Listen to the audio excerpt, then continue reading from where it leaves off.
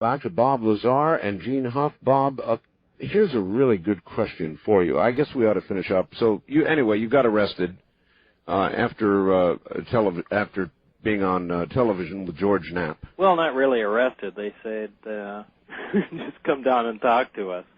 But, essentially that was the impetus of everything, was talking on the TV. Art, there's a big, long, drawn-out story behind it, which we probably don't have time to go into. All right. Essentially, the madam of the brothel was an informant for the FBI, DEA, yep. And anyway, she got off. She was a prostitute who ran the whole brothel, and she got off with a misdemeanor from an old early 1900s Nevada statute called keeping a disorderly house. And they had to nail somebody, and Bob just went down and turned himself in, and they gave him probation, and that was it. So. I see. Well, a lot of people... But even the judge thought it was very strange that the FBI was at the trial. And I think he made some very unusual comments, too, knowing that there was some other influence. Yeah. The judge said on camera in court that he didn't understand why the madam of this brothel got off with a misdemeanor, and considering that Bob Lazar was certainly not a panderer in the classic sense of the term and had no prior criminal record, why in the world he would have pled guilty to pandering. Yeah, it was some bad legal advice. And we can all turn our imaginations loose on that one. Yeah. It's not real And hard. actually, they gave him probation, and the people of the probation department used to fight to try and get to come do the checks on Bob so they could speak to Bob Lazar, the UFO guy.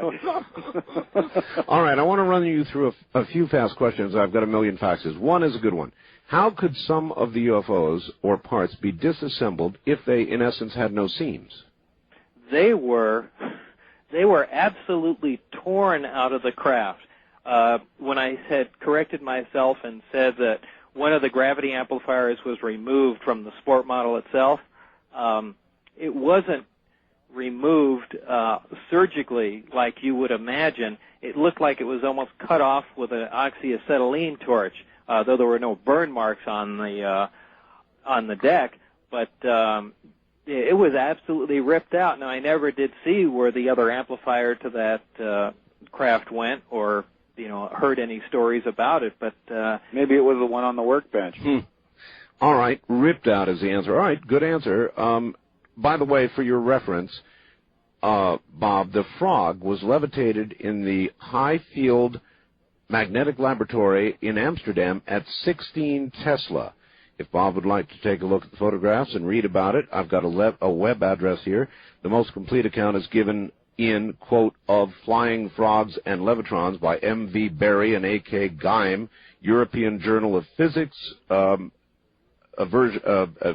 18, page 307 to 313. That's just for your reference. I'm really interested in that. Have you ever, Bob, subjected yourself to regressive hypnosis in hopes of recalling details? Because obviously, even in this program, they're still coming back. Yeah, I did. In fact, that was one of the first things we did, and it was not, again, so many offbeat stories get started on this information. Sure. People said I, was either drugged or hypnotized there at work and couldn't remember anything, or, however the stories go. But there are plenty of them, and they're more than a fair share on the internet. But I initially went to a hypnotist here in town by the name of Lane Keck, specifically one that had heard nothing about flying saucers, alien abductions, or any of the other silly things associated with this. And went specifically to remember intimate details of what I was working with, specifically layouts, schematics, so on and so forth, so I could sit there and, to the absolute best of my ability, draw and record everything that I had seen and done. And that did help out quite a bit. It seemed to, All right. And for the record, Art, Bob had a very good memory of all the major things that happened. He's talking about frequencies and quantum behavior and things that he wanted to get into relaxation and try and reread those reports. And but it was nothing like he didn't know he had worked on flying discs and suddenly remembered it. Under hypnosis, that's not what happened at all. All right. Well, these are random questions. Bob, somebody asked if the anti-gravity field has to extend all the way to the ground in order for a saucer to fly, or if it has to simply surround the disk itself or the bottom of the disk. No, it really just has to surround the disk itself. In fact, that's how when I was talking to that other gentleman in Australia, yes. That is essentially what we were talking about, that the field produced around the craft is like a torrid, a big donut, essentially. However, with the bottom extended is, the pedestal, the effect of the emitters pointing in that direction. But the field does completely surround the craft. All right. Here's another one. Please ask Bob if the principles that you've been describing tonight have any relevance in what you've heard of stories with regard to the infamous Philadelphia experiment. The Philadelphia experiment.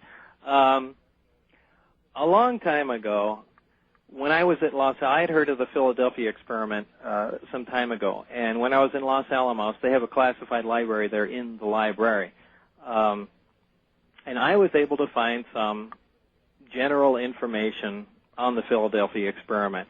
And in my personal opinion here, that this is a story that has gotten so completely blown out of proportion. Mm-hmm.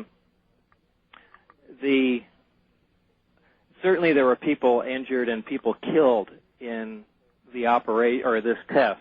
The aim of the project apparently, now maybe I was reading false material, but from what I understand, the aim of the project was to make this was the apparent first test of any stealth technology. It was to make an entire ship invisible to radar, not optically invisible. Right, correct. And to do this, they were essentially using huge microwave generators, which is essentially what radar is. And, you bet.